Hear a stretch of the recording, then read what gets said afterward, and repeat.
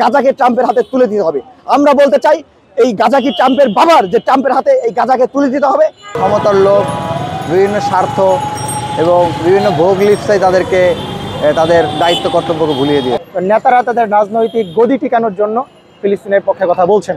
Netanyahu তার সহযোগী ট্রাম্পের মদদে লাখ লাখ মানুষ, হাজার হাজার মানুষ হত্যা করা হচ্ছে। দেখেন, যুক্তরাষ্ট্র এবং ইউরোপের নিশ্চয় সেখানে মদত আছে। আপনারা জানেন যে জিওপলিটিক্যালি পুরো বিশ্ব জুড়ে তাদের একটি সেলফ ইন্টারেস্ট থেকে তারা ইসরায়েলকে সাপোর্ট করে যাচ্ছে এবং ট্রাম্প যুক্তরাষ্ট্র আগে থেকেই তারা এই গাজাকে ইসরায়েলের হাতে বারবার তুলে দিতে চেয়েছে।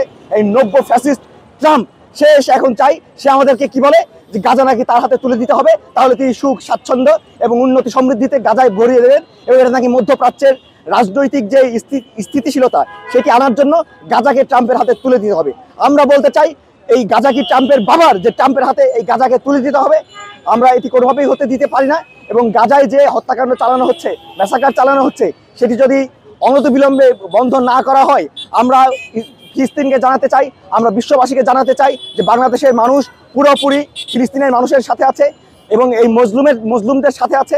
আমরা যতদিন এই হত্যাযজ্ঞ চলবে, যতদিন হত্যাকাণ্ড চলবে, ফিলিস্তিনের ঘুমন্ত নিরস্ত নিরীহ মানুষের উপর এই আগ্রাসন চলবে, ততদিন বাংলাদেশের মানুষ আওয়াজ তুলে যাবে, বাংলাদেশ মানুষ তাদের পাশে থাকবে এবং মার্কিন এবং পশ্চিমা চোখ রাঙানিকে উপেক্ষা করেই তাদের সাথে থাকবে। মুসলিম বিশ্ব তো সারা বিশ্বের নেতা ছিল, আরব দেশগুলো, তাদের তো দায়িত্ব ছিল যে এই স্বাধীন ফিলিস্তিন গঠনের ক্ষেত্রে তারা ভূমিকা পালন করবে, কিন্তু তারা সেটা না করে আমরা দেখতে পাচ্ছি তারা ইসরায়েলের সাথে বিভিন্ন ধরনের বিভিন্ন ধরনের সম্পর্ক স্বাভাবিকীকরণের দিকে যাচ্ছে।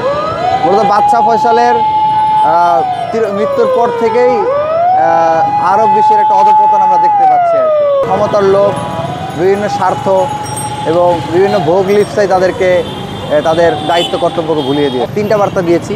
একটা হচ্ছে আমরা ইন্টারিম গভর্নমেন্টে একটা বার্তা দিয়েছি যে আপনারা পাসপোর্টে অ্যাক্সেপ্ট ইসরায়েল কথাটিকে ফিরিয়ে নিয়ে আসুন এবং ইসরায়েলের সাথে এবং তাদের দোসরদের সাথে সকল ধরনের ব্যবসায়িক, রাজনৈতিক, অর্থনৈতিক সম্পর্ক ছিন্ন করুন। আর দ্বিতীয় দাবি জানিয়েছে মুসলিম বিশ্বের কাছে যে আপনারা ঐক্যবদ্ধ হন এবং গাজার নিরীহ নিষ্পাপ মানুষগুলোকে বাঁচানোর জন্য এগিয়ে আসুন। আর তৃতীয়ত আমরা যেটা দাবি জানিয়েছি যে আমরা এখানে দোয়া করেছি, গায়বানা জানাজা পড়েছি। আমরা এখান থেকে মূলত সারা বিশ্বের কাছে আমরা যে ফিলিস্তিনিবাসীদের সাথে আছি, মূলত ফিলিস্তিনবাসীদেরকে সেই বার্তাটা দেওয়ার জন্যই আমরা এখানে বিক্ষোভটা প্রদর্শন করি। আমরা গাজার যারা শহীদ হয়েছেন সেই সমস্ত শহীদদের প্রতি সালাম জানাই, যারা গাজায় যুদ্ধ করে যাচ্ছেন এখনও তাদের প্রতি সালাম জানাই। খোদা তাআলা যে জমিনটাকে শান্তির জন্য সৃষ্টি করেছিলেন, সেই ভূমিটা একদিনের জন্য শান্তির দেখা পায় নাই।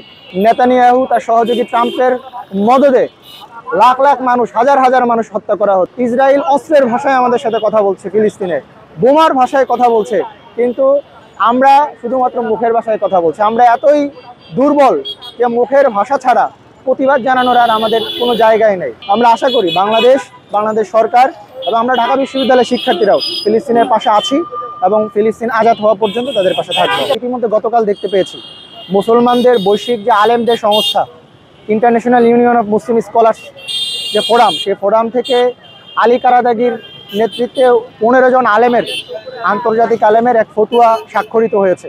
যে ফতুয়ায় তারা গোটা বিশ্বের মুসলমানদেরকে, রাজনৈতিক নেতৃবৃন্দকে ফিলিস্তিনের পাশে আহ্বান জানিয়েছেন। রাজনৈতিকভাবে, সামাজিকভাবে, অর্থনৈতিকভাবে জিহাদে নামার আহ্বান জানিয়েছেন। আমাদের নেতারা এখনও কথা বলছে না, কিন্তু আমরা দেখতে পাচ্ছি জনগণের সত্যিকার প্রতিনিধিত্ব যারা করছে তারা ফিলিস্তিনের পক্ষে কথা বলছে। তো নেতারা তাদের রাজনৈতিক গদি টিকানোর জন্য ফিলিস্তিনের পক্ষে কথা বলছে না। সার্বিকভাবে ফিলিস্তিনের মানুষের পাশে যতভাবে দাঁড়ানো যায় দাঁড়াতে হবে আমাদের।